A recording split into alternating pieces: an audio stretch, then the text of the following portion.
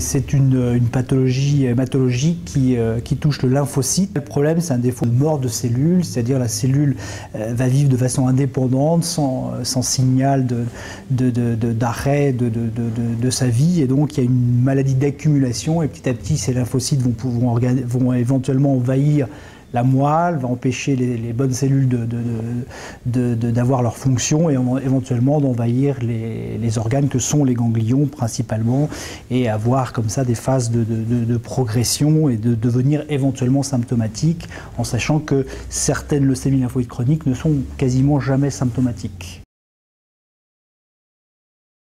Il y a différents symptômes, donc simplement il peut y avoir plein de ganglions, entre guillemets.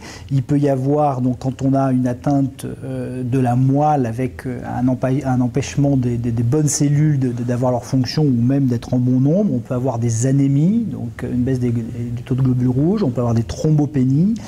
Après, dans toutes ces maladies qui touchent les lymphocytes ou le système lymphoïde, on peut avoir ce qu'on appelle des signes généraux, c'est-à-dire des patients très fatigués, qui perdent du poids, qui ont des sueurs la nuit de façon très abondante. Et puis il y a un symptôme qui est un peu plus biologique, qui est par exemple l'augmentation très rapide du taux de lymphocytes dans le sang sur un temps très court, qui pour nous équivaut à un symptôme de la maladie.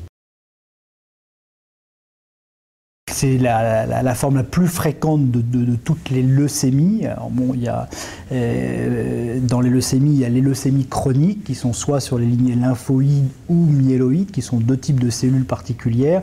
Et puis quand on a un grand degré de prolifération, là on n'est plus dans de la maladie dite d'accumulation, mais de prolifération, on est dans le cadre des leucémies aiguës.